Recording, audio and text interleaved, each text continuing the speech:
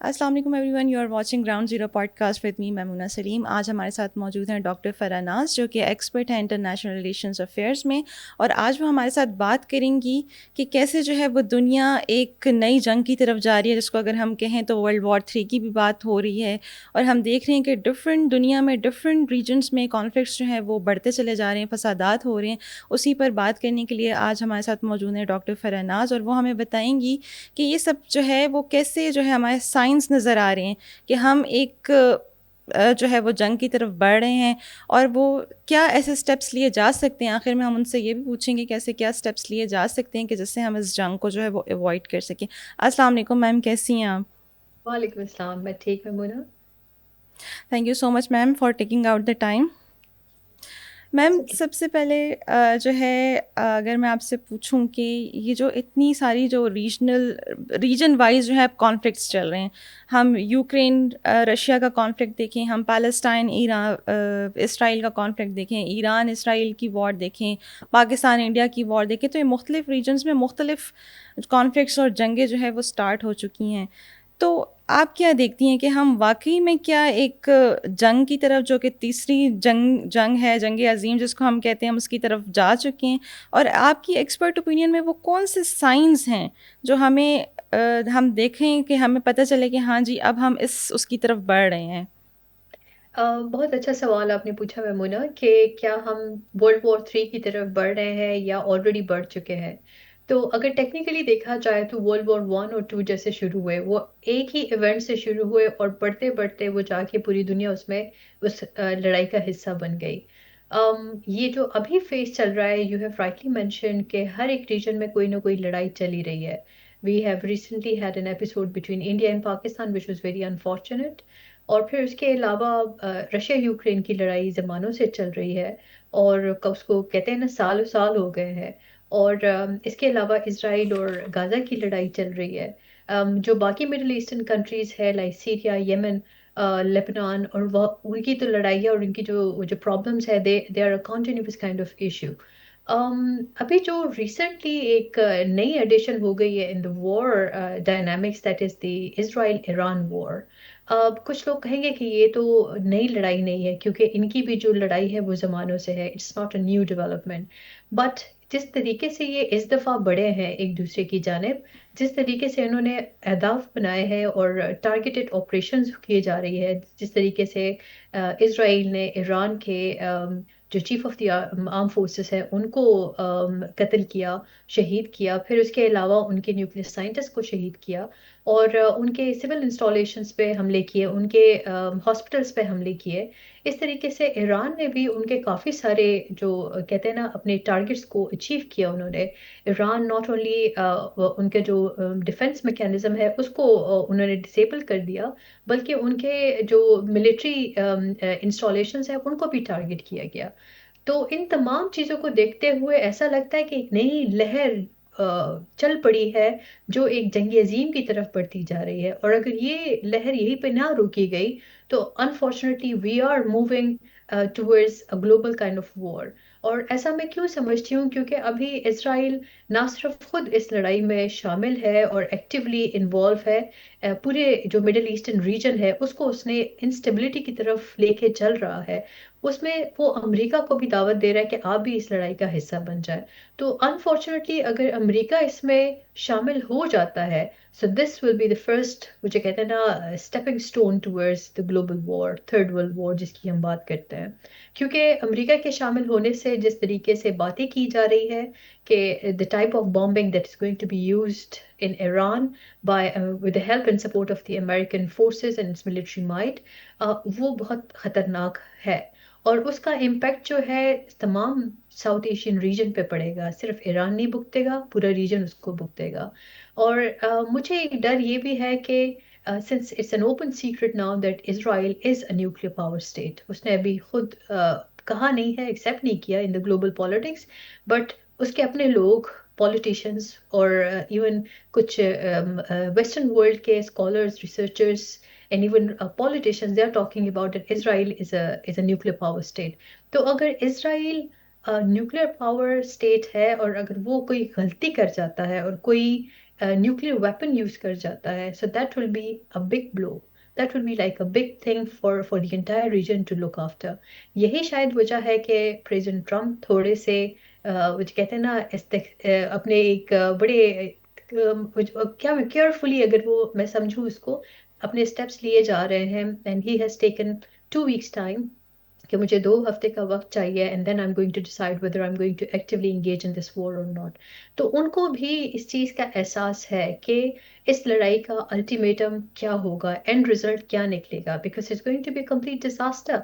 हो सकता है ये एक अनदर इराक वॉर हो जाए, जिस तरीके से वहां उन्होंने लाखों लोगों को शहीद किया, लाखों लोगों को मरवाया, अपने फौजियों को मरवाया, और फिर एंड रिजल्ट क्या निकला कि यहाँ पे तो कोई वेपन ऑफ मास डिस्ट्रक्शन नहीं मिले। हो सकता है कि कल को ईरान को तबाह बर्बाद करने के बाद, इस रीजन का वो जो कहते हैं ना सत्यानाश करने के बाद, वो फिर कहे कि hi sorry we couldn't find nuclear weapon that Iran was about to to design. क्योंकि अभी तक जो बातें हैं अबाउट ईरान, दैट इज के इनको खतरा है कि ईरान करीब होते जा रहा है मंथ्स एंड डेज के हिसाब से इन इन द प्रिपरेशन ऑफ इस न्यूक्लियर बॉम्ब। तो उनके सारे वो जो कहते हैं ना वो एक हाइपोथेटिकल सिनेरियोज है, इट्स नॉट लाइक कि already it has been witnessed, it is there. तो ये तमाम स्पेक्यूलेशंस, ये तमाम चालें, ये तमाम हरकतें, it's all leading towards a world war which is going to be disaster. और ना सिर्फ हम भुगतेंगे बल्कि ये तमाम यू वेस्टर्न कंट्रीज भी भुगतेंगे साथ में। बिल्कुल बिल्कुल। मैम, आप कैसे देखती हैं अगर ईरान भी अपनी न्यूक्लियर कैपेबिलिटी जो है वो हासिल कर लेता है और फिर इसराइल के पास अगर न्यूक्लियर कैपेबिलिटी है, तो ये डेटरेंस की हमें सूरत हाल नज़र आएगी या फिर डिज़ास्टर हमें नज़र आएगा रीजन के अंदर? देखिए एक चीज के दोनों ममालिक, as I said, it's not the first time that they are confronting each other. इनकी कन्फ्रंटेशन जमानों से चली जा रही है, क्योंकि ईरान इसराइल ईरान को खुद के लिए एक बहुत बड़ा खतरा समझता है, एंड होगा भी। I I can not even say anything about it. लेकिन एक चीज, अगर इसराइल न्यूक्लियर बम बना लेता है तो ईरान भी बना रहा है, हो सकता है कि वो भी शायद बना रहा हो, और वो अगर इसराइल कोई हरकत करता है तो ईरान भी वो हरकत कर सकता है। लेकिन इसका इम्पैक्ट क्या होगा कि it's going to have a disaster, और यू नो टू वो जो कहते हैं जो मिडल ईस्ट की सिचुएशन है, सिक्योरिटी वो तो तबाह बर्बाद होगी, लेकिन साउथ एशिया की सिक्योरिटी भी तबाह बर्बाद हो जाएगी। बिल्कुल इसके इसके वो जो कहते हैं ना like in the way nuclear bombs work is going to have an impact on all regional countries. तो बिल्कुल किसी बिल्कुल। एक ईरान पे फर्क नहीं पड़ेगा, सब पे पड़ेगा। सिर्फ एक इसराइल पे फर्क नहीं पड़ेगा, तमाम मिडिल ईस्टर्न कंट्रीज पे फर्क पड़ेगा। So it's not an easy thing to be taken care of. I recently have been hearing lots of stories from my friends and family who are traveling via Middle East. Even हमें messages भी आ रहे होते हैं from the Department of Foreign Affairs and Trade कि अगर आप travel कर रहे हो मिडिल ईस्ट में, अगर आपको दोहा आपको ट्रांजिट करना पड़ रहा है, so try to avoid that. Catch as much as possible direct flights, otherwise you can be in trouble. तो देखिए ये तमाम चीज़ें बड़ी मुश्किल हो जाती है। मैंने खुद एक दफ़ा सफ़र किया है when I was travelling to Pakistan, और उन दिनों में वो फैंटास्टिक टी का वाकया हो गया, and then all airlines were cancelled and the airspace was shut down, and then I was stranded and I couldn't move back to my own country. I had classes at that time, I had all the stuff lined up, but I couldn't travel क्योंकि जब तक वो T का मामला खत्म हो रहा था तब तक मैं भी वहीं पे फंसी हुई थी। So these kind of scenarios has a direct impact on everyone's life, irrespective of आप कहाँ से हो, आप कौन हो, आप क्या करते हो, आपकी पूरी जो जो लाइफ सर्कल है वो इम्पेक्ट हो जाती है। अभी जो ईरान इसराइल का तनाज़ा है, it's not nuclear, it's just like bombing and having missiles fight with each other. उसका इम्पैक्ट ये पड़ रहा है कि oil prices have gone up. Even जो थ्रेट्स ईरान दे रहा है वेस्टर्न कंट्रीज को, इसराइल को, कि द स्ट्रेट ऑफ हर्मुज और वो जो आपका स्विस कैनाल का जोन है, we will close that down.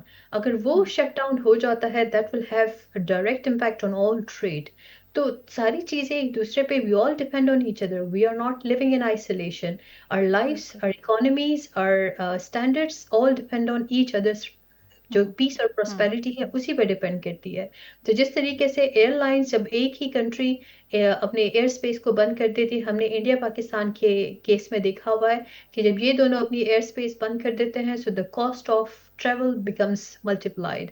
तो इस तरीके से अगर अभी जब रिसेंटली ईरान और इसराइल के जोन को भी उन्होंने क्लियर किया हुआ है, तो उसका इम्पैक्ट हर जगह पे पड़ रहा है, क्योंकि एयरलाइंस काफ़ी डिफरेंट राउट्स ले रहे हैं, लंबे राउट्स ले रहे हैं, ऑल्टरनेट राउट्स ले रहे हैं. So it is having an impact on everyone. Same is the case with the trade supplies. अगर ये जो स्विस कनाल का जोन है, अगर ये बंद हो जाता है, so that will have a direct impact on everyone's life. So it's not only nuclear bomb, it's all other ways and means that is having an impact on all of us. So अगर कोई भी गलत हरकत होती है इस time पे, that will have repercussions for all those powerful countries and all those weaker countries as well, जिनकी जिंदगी उनके इन तमाम मसलों के साथ जुड़ी हुई है. बिल्कुल, बिल्कुल। मैम, हम अगर वर्ल्ड वॉर 3 की बात करें, अगर हम इसको असेस करें, तो कैसे, क्या आपको लगता है कि क्या ऐसे फैक्टर्स हैं और जियोपॉलिटिकल राइवलरी के अंदर जो कि वर्ल्ड वॉर 1 और वर्ल्ड वॉर 2 की तरफ गए, यानी वो जो पैरेलल्स हैं, वो आपको नज़र आते हैं कि वर्ल्ड वॉर 3 की तरफ हम जा रहे हैं, या कुछ ऐसी मुमासलत उनमें और आजकल के जो सिनेरियोस चल रहे हैं, जो करंट एग्जिस्टिंग? देखिए, एक चीज के जब रशिया और यूक्रेन की लड़ाई शुरू हुई थी, so at that time, like, that was an actual kind of conflict for me to assess and study. That was happening right in front of my eyes. क्योंकि जब इराक वॉर भी हो रहा था तो हम बहुत छोटे थे, समझ नहीं आती थी. फिर उसके बाद जब बाकी लड़ाई, even the war on terror, it was all like up in the air for me, because I could not understand in between the lines how things work, how the strategies are put in place. But Russia-Ukraine war, when it started, I could really understand where they all are coming from. I started working on that as well, researching about it, why Russia-Ukraine war is happening at first place, and the findings that I came up to, जब मैंने world top economies, पहली जो top 10 है वो निकाली, उनमें से बाकी तमाम जो ममालिक थे वो तो वेस्टर्न कंट्रीज के एक साइड पे थे. उनमें से चाइना और रशिया, दो वो इकोनॉमीज थी जो ऑड आउट थी for all those western countries. So I could see कि China being in the top position, and then of course after America, और फिर उसके बाद रशिया जो था वो कोई 7वें नंबर पे आ रहा था. तो Russian economy was preferably some a country or an economy which could be put in place. तो सबसे पहले काम क्या किया गया कि रशिया को कट टू साइज किया जाए. रशिया को कट टू साइज करने के लिए इन्होंने एक बड़े जो कहते हैं ना स्ट्रेटेजिक प्लान बनाया. यूक्रेन में ज़ेलेंस्की को बिठाया, उनमें जो चेंज ऑफ रिजीम हुई, and it was not happening overnight. It was a properly well executed plan. उन्होंने एक मंसूबे के तहत, व्हेन आई से उन्होंने, like all those other parties involve which were involve and who consider China as a threat to their existence. तो उन्होंने सबसे पहले क्या किया कि यूक्रेन में एक ऐसी हुकूमत बनाई जो उनके शय पे चले या उनके डिक्टेशन पे चले. And then through that they were trying to bring NATO closer to the border. और वहीं से उनको पता था कि यहाँ पे जो रेड लाइन है वो कौन सी है. That was the NATO expansion to the border towards Russia. उधर से ही लड़ाई चली, उधर से ही उन्होंने रशिया पे सैंक्शन लगाए. पहले रशिया को वीकर किया गया, फिर उसके बाद उन्होंने चाइना को, अभी चाइना तक आने के लिए they still need to go a long way. Same strategy has been applied in the Israel and Iran war. तो ईरान तक पहुंचने के लिए सबसे पहले इसराइल ने क्या किया कि इसके जो हिमायती थे या जिनका ईरान हिमायती था, पहले उनको टारगेट किया गया. तो हमास को, फॉर एग्जांपल अगर हम उनकी बात कर ले, तो हमास को टारगेट करने के लिए हजारों जो कहते हैं ना मुसलमानों को मारा, हजारों इनोसेंट जानों की जान गई उसमें फॉर नो गुड रीजन. अगर यही उनका प्लान था कि they wanted to target Iran, they could have targeted straight away. लेकिन फियर ये था कि अगर वो ईरान पे डायरेक्टली टारगेट करते हैं, so that will have a stronger impact by all those powerful entities who exist in the Middle East like Hamas, Hezbollah, और फिर उनके साथ उनके जो सपोर्टर्स है, they will do whatever they can to counter back. तो पहले उनसे जो उनके पर है उन्हें काटने शुरू कर दिए. Then they kind of reacted, and they targeted Iran straight away. Why I'm saying it's not me looking into it like this. um, Israel, and through Netanyahu, he has openly said it. So okay, ये हमारी planning थी, and we have been working on it, and now is the time to execute it. Then even they are talking about that they want to target the Iranian top leadership, Khamenei. और वो एक बहुत बड़ी बात है for all the world to understand कि ये कैसे इतनी खुल डुल के ये बात कर रहे हैं, and who has given them this power and authority. So आप अगर इनकी strategies को देखें, तो जो यूक्रेन रशिया में हुआ और जो ईरान इसराइल में यहाँ पे हुआ, chain of command, chain of action, line of action वो एक ही है। तो प्लानर्स जो भी है, दोनों के प्लानर्स पीछे से एक ही है। And whatever is that, they are playing very dirty game. और इसमें जानों की ज़या हो रही है, इनोसेंट सिविलियंस की जानें खराब हो रही है, उनको उनको उनको शहीद किया जा रहा है। That's not something that is acceptable. Ma'am, UN को इन सब में आप कहाँ देखती हैं? इसका क्या रोल है? कि मेजर रोल तो यही था कि वॉर्स को अवॉइड करना है, कॉन्फ्लिक्ट्स को प्रिवेंट करना है, लेकिन इन सब में यूएन जो है वो बिल्कुल बेबस नज़र आ रहा है। बहुत अच्छा सवाल आपने पूछा मैमुना, और ये सवाल हर शो में आ रहा होता है कि where is the role of United Nation. क्योंकि जब ये इदारा बनाया गया था तो इसका प्राइम काम यही था that it wants to bring all the conflicting states और all states together so there is peace and existence. लेकिन अनफॉर्चुनेटली जो यूएन के जो मेंबर्स है, top UN veto members, majority इन्हीं ममालिक की है जो इन तमाम लड़ाइयों में शामिल है। उनमें से जो ऑड आउट है that is China and Russia, जिनको ये बुली समझते हैं कि ये इस वीटो सिस्टम में bully and they needs to be somehow cut to size. तो उन वहां पे यूएन का role, UN, I can't say that the people who are working in the United Nation as an organisation, they are sick of wars, they also want peace. लेकिन उनका जो पैसा आ रहा है वो पैसा उन्हीं स्ट्रॉन्गर वेस्टर्न कंट्रीज से आ रहा होता है।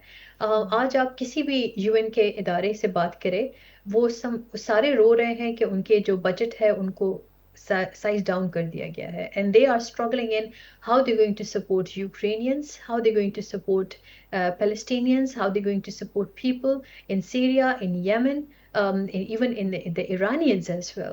They are trying, the UNHCR, if you talk to them today, they're working on how to evacuate people from Afghanistan and from Iran who are stranded. Tehran से जो लोग निकलना चाह रहे हैं, जिनको प्रेसिडेंट ट्रम्प ने लिटरली ऑर्डर्स दिए दैट यू नीड टू एवेक्यूएट, तो वहां पे काफी majority is staying back, majority is resisting. लेकिन जो निकलना चाह रहे हैं, UNHCR is busy in evacuating all those people.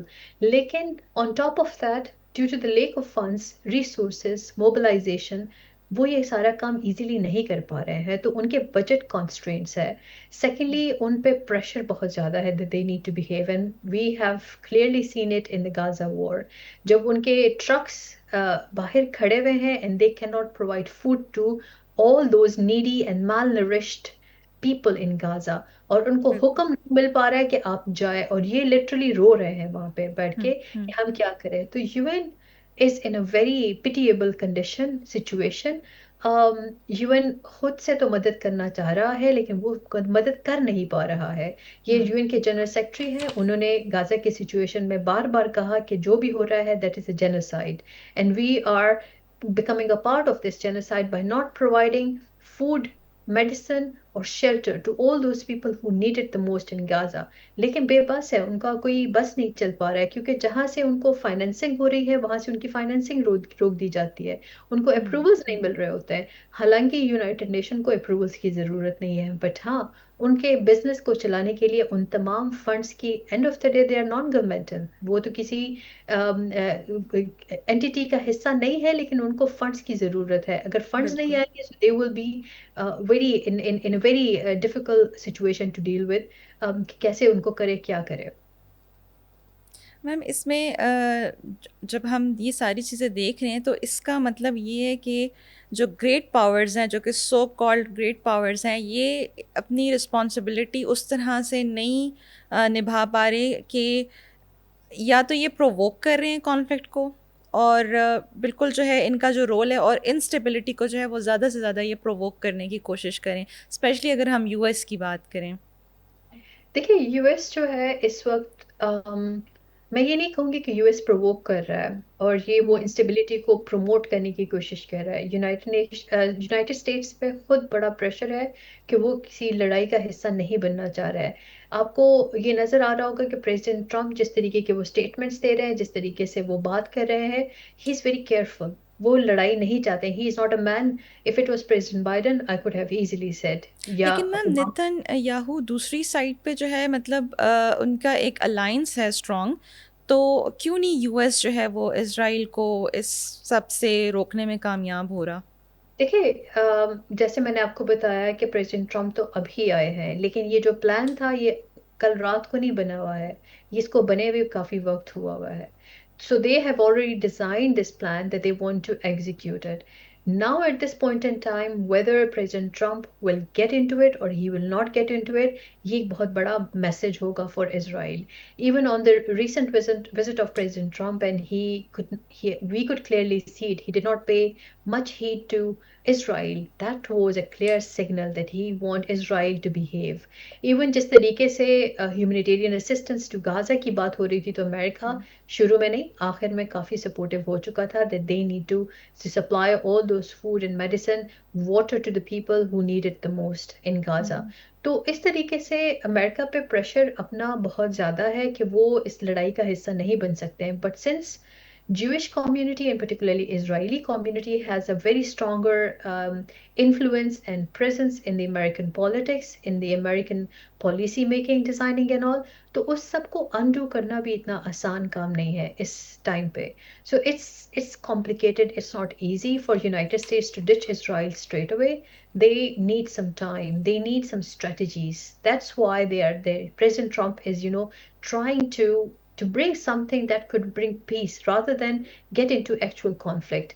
और ये मैं क्यों कह रही हूँ, क्योंकि प्रेसिडेंट ट्रम्प का अपना स्लोगन था कि he will try to end the world wars rather than become a part of the wars. तो अगर इस लड़ाई का वो हिस्सा बनता है तो ये अमेरिका के लिए बहुत बड़ी, मुझे कहते हैं ना, डिजास्टर का मुकाम होगा. इसके अपने लोग इसके खिलाफ हो जाएंगे, इससे सवाल पूछेंगे कि खुद ही दावा किया था कि you will take America out of the wars, because from the past several decades America has been involved in war, from Iraq war to Afghanistan war to the war in Yemen to the war in Syria. All wars में America का influence है. Even the Ukraine war, जब अफगानिस्तान से निकला तो वहाँ पे directly नहीं लेकिन indirectly through supplies, through financial support and all, वो उसमें involve रहा. तो मुझे नहीं लगता कि अमेरिका की ये position है कि वो खुद को इस नई लड़ाई का हिस्सा बनाए या वो बन जाए. That will be a disaster. But as I said, the Jewish lobby is very strong in American politics. They will be pushing hard. They will be, even there are now discussions and talks going on कि अगर President Trump इस लड़ाई का हिस्सा नहीं बनते हैं, so there will be stronger repercussions for President Trump to face. अब वो कौन उनको पोस्ट करेगा, time will prove. मैम अगर अब हम आहिस्ता आहिस्ता कंक्लूजन की तरफ भी आते हैं. आप देखें तो ये सारा जो यूएन का भी रोल है, सारा ग्लोबल सिस्टम में जो भी कॉन्फ्लिक्ट्स चल रहे हैं, तो व्हाट डू यू सी के what reforms are needed right now to restore this global peace? देखिए, for restoring the global peace सबसे पहली चीज़ तो यही है कि डायलॉग नेगोशिएशन स्टार्ट हो. और वो डायलॉग नेगोशिएशन मुझे होते हुए नहीं नज़र आ रहे हैं. Neither between Russia Ukraine, nor between Israel and Palestine, nor between Israel and Iran. अभी इंडिया पाकिस्तान की अगर बात करें तो उसमें अमेरिका, जब इंडिया ने अप्रोच किया अमेरिका को, America intervened in for the cease fire, we agreed. हमने कहा ठीक है. But end of course India agreed as well. But in this situation, who is going to bring them at negotiation table? Iran और America की dialogue की बातें हो रही थी, बट वो डायलॉग की बातें उसको होने से पहले ही इसराइल ने उस पर हमला कर दिया. That attack of Israel led towards a serious conflict between Iran and Israel. तो उसके रिपरकशंस तो काफ़ी स्ट्रॉन्ग है और होंगे आगे भी. अब कैसे इसको अनडू किया जाए? अनडू करने के लिए मुझे नहीं लगता है कि इसराइल आराम से बैठेगा. उसके जिस तरीके से उसका डिफेंस सिस्टम आयरन डोम वो डिस्ट्रॉय कर दिया गया है, उसके मिलिट्री इंस्टॉलेशन पे हमला हुआ है, मिसाइल्स की ऐसी बारिश ईरान ने की है जिससे उसको पता चल गया है कि ईरान की पोटेंशियल कैपेबिलिटी है. वो अगर इसराइल को, टेल अवीव को या उसके बाकी जो इम्पोर्टेंट शहर है या मुकाम है, उसको कैसे उड़ा सकता है, क्या कर सकता है, इसराइल को समझ आ गई है. तो अब उसको लेके इस तकलीफ को, इस तबाही को और अपनी वो जो कहते हैं ना इज्जत नफ्स को बचाने के लिए इसराइल खामोश नहीं बैठेगा. Israel will do it's level best कि वो ईरान को कट टू साइज करे. अब वो कैसे करेगा, क्या करेगा, उसमें सबसे जो कहते हैं ना, अगर पीस की तरफ लेके आने की बात है, that is only America who can make Israel understand that your every action has serious consequences for every other state, including America, and America probably cannot afford it. वो अपने finances को, अपनी economy को बेहतर बनाने के लिए tariffs war की तरफ बढ़ रहे थे. Probably tariffs war was much better than guns and bullets that we are facing today. हालांकि उसके जो उसकी चीखों पुकार भी काफी ममालिक से सुनने को आ रही थी, including our own countries as well. तो वो भी एक शदीद किस्म की लड़ाई थी, बट ये वाली लड़ाई जो है it can only be resolve through negotiation, through peaceful negotiation. लेकिन उसमें Israel is a bullier at the moment. Israel किसी के साथ भी बैठने को तैयार नहीं है. इसराइल कहीं पे भी, जिस तरीके से उसने ईरान के अंदर घुस के उस अपनी इंटेलिजेंस फैलाई हुई थी और घुस के अंदर उनके लोगों को मरवाया, उनके लीडरशिप को उसने खराब किया. So I have fears that Israel will never stop here. Israel will do much more to take actions against Israel's atrocities, that Israel has, the Iran's atrocities that is it has conducted against Israel in this war. Ma'am, what do you see, कोई ऐसा event, कोई ऐसा break through जो कि इस current trajectory को जो है वो रिवर्स कर सके? देखिए, रिवर्सल तो पॉसिबल है ही नहीं, क्योंकि डैमेज इज वेरी स्ट्रॉन्ग है. और इस डैमेज को कंट्रोल अब करना है, फेस सेविंग करनी है. अब वो फेस सेविंग कैसे होगी? वो यही हो सकता है कि अगर प्रेसिडेंट ट्रम्प नेतन्याहू को कन्विंस कर सके कि दुनिया तुम्हारी खिलाफ हो गई है. और ना सिर्फ ईरान वॉर में, बल्कि गाजा की लड़ाई ने मेरे ख्याल से सब कुछ सामने खुल्लम खुल्ला दिखा दिया दुनिया को कि इसराइल यहाँ गलती पे है.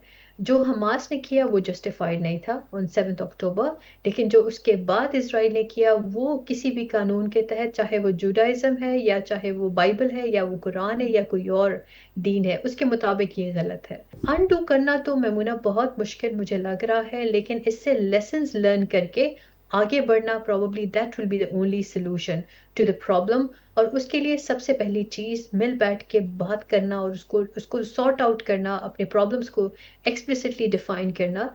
और ये फियर कि ईरान इज अ न्यूक्लियर और इज नॉट अ न्यूक्लियर, वो ईरान खुद बता रहा है, आईईए बता रहा है कि वो न्यूक्लियर बनने की तरफ नहीं बढ़ रहा था. लेकिन जिस तरीके से ये ईरान को पीनलाइज कर रहे हैं, ईरान को टॉर्चर कर रहे हैं, मुझे लगता है वो अब न्यूक्लियर बनने से उनको कोई नहीं रोक सकता. उनके अपने अवाम उनसे कह रहे हैं कि why we are yet not nuclear. तो ये एक चीज, जो आप किसी को, कोई कहता है मैं नहीं हूं, मैं नहीं हूं, मैं नहीं हूं, और आप कहते हो आप हो, आप बन रहे हो, तो आप उसको खुद ही बना रहे हो. इट्स वो बन रही है, वो आप या बनना नहीं चाह रहे, आप बना रहे हो उसको. So if you are pushing them to be nuclear, then face the consequences. उसके जो रिंगिंग बेल्स है वो फिर सबको सुनाई देंगे.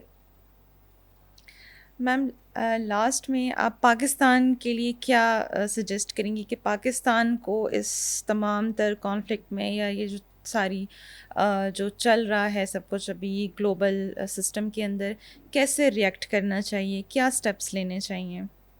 देखिए, एक चीज़ के काफ़ी सारी बातें हो रही है रिगार्डिंग हमारे जो आर्मी चीफ है उनका विजिट टू अमेरिका, और प्रेसिडेंट ट्रम्प इस मुझे कहते हैं ना सेंसिटिव टाइमिंग में, which was a good gesture between America and Pakistan.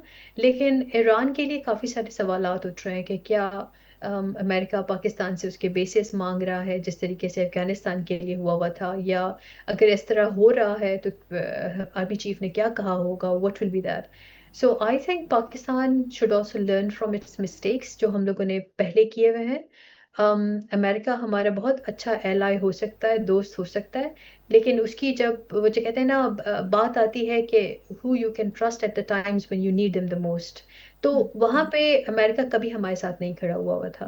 It was only in this war between India and Pakistan when India was crying and begging America to have a cease fire, क्योंकि पाकिस्तान ने उसके हर एक जो कहते हैं ना installation को, इंडिया के इंस्टॉलेशंस को टारगेट किया. So then they were coming, initially तो कोई लिफ्ट नहीं करा रहा था, they said oh probably they going to sort out. Even जो मार्को रूबियो के कमेंट्स आ रहे थे, दे वर वेरी जो कहते हैं ना in kind of sensitive towards Pakistan-India relationship. They were not paying heed to. लेकिन जिस तरीके से हम लोगों ने इंडिया को घुस के जाके मारा, उनके तमाम ठिकानों का सत्यानाश किया, तो then they agreed, oh, Pakistan has the potential, they can do much more. तो अगर दोबारा से वो मिस्टेक्स जो हम लोगों ने 80s में किए, उससे पहले किए, और फिर एक वॉर और टेरर में किए, अगर वो हम करेंगे, that will be a disaster. And speaking of the meetings between the two powerful leaders, हमारे चीफ और president Trump, I don't think so the chief would have agreed to any such thing, या ऐसा कोई बात हुई भी होगी। क्योंकि इस वक्त तो अगर बेसिस की बात जो काफ़ी सारे प्लेटफॉर्म्स पे हो रही है, मुझे नहीं लगता कि अमेरिका को या इसराइल को हमारी बेसिस की ज़रूरत होगी। इराक पे उनकी काफ़ी है, उनके बाकी बहुत सारे मॉरिशस पे उनके बीचेस है, ये बेसिस है। और उन बेसिस को यूटिलाइज करते हुए वो अपने एयरक्राफ्ट्स और उनके जो बॉम्बिंग है, उनकी मिसाइल्स है, उन तमाम चीज़ों को वो यूटिलाइज कर सकते हैं। सो आई डोंट सी कि उनको पाकिस्तान के बेसिस की ज़रूरत होगी। और इसमें पाकिस्तान का रोल एज ए नेगोशिएटर हो सकता है, as somebody who can bring the parties of concerns together, और डायलॉग में वो मदद कर सकते हैं। पाकिस्तान को ये कंसर्न होना चाहिए कि हमें अपनी नेबरहुड में स्टेबिलिटी लानी चाहिए, and we should have good terms with our neighbours. Iran जो है वो ना सिर्फ हमारा पड़ोसी मुल्क है, बल्कि एक मुसलमान मुल्क भी है। So it will have serious kind of problems for for us being there in the region. और सबसे अहम चीज़ कि पाकिस्तान को एक जो इस स्टेबिलिटी की तरफ इन दोनों जो जो ममालिक हैं, इनके प्रॉब्लम्स को लाना ये बहुत ज़रूरी है, नेगोशिएशन, डायलॉग, उन तमाम चीज़ों को। क्योंकि जब आपकी पीसफुल नेबरहुड होती है, that brings positive energy towards you as well. But if there is an unstable or there's a war torn country at your neighborhood, वो नेगेटिव एनर्जी आपको देती है, उसके रिpercussions नेगेटिव होते हैं। So we have to be very careful because we are sharing borders, और उसके अलावा we are sharing religious concerns, cultural concerns, and on top of that, Pakistan is a nuclear country as well. So we need to act like a responsible country by all ways and means. हमारी leadership को अभी तक तो सारी leadership हमारी Iran के साथ खड़ी हुई है, and I am so proud of the way they have taken the stance. It's not about that they should be very aggressive towards Israel, but whatever Israel is doing, I think they deserve to be, taken as a secondary position rather than on the first and primemost position in comparison to all those countries जहाँ पे वो अपनी butchery कर रहे हैं और genocide कर रहे हैं या aggression की तरफ वो बढ़ रहे हैं। So Pakistan is so far very responsible in dealing with all those matters and concerns, and I'm sure in the future they will be acting responsibly. Thank you very much ma'am. बहुत insightful discussion थी, आपका analysis काफ़ी जो है वो engaging भी था और फुल ऑफ नॉलेज था, so thank you very much. Thank you. हमारे साथ मौजूद थी डॉक्टर फरनाज और उन्होंने बहुत ज़बरदस्त अपना एनालिसिस दिया जो ग्लोबल पीस को थ्रेट है, ग्लोबल जैसे सिस्टम के अंदर कॉन्फ्लिक्ट्स प्रिवेल कर रहे हैं। और इसमें सबसे बड़ी बात ये है कि जितनी स्टेबिलिटी होगी, जितना पीस होगा इवन रीजन्स के अंदर या ग्लोबल लेवल पे, उतनी ही पॉजिटिव एनर्जी जो है वो क्रिएट होगी और उतना ही पाकिस्तान के लिए भी बेहतर होगा। पाकिस्तान का इन सब में रोल ये होना चाहिए कि पाकिस्तान को एज अ मीडिएटर रोल अदा करना चाहिए, जो कि वो कर भी रहा है, और as a nuclear capable state वो एक रिस्पॉन्सिबल स्टेट के तौर पे उभरा भी है और अपनी रिस्पॉन्सिबिलिटीज़ को उसको एक नेगोशिएटर के तौर पे जो है वो आगे की तरफ लेके आना चाहिए। Thank you very much.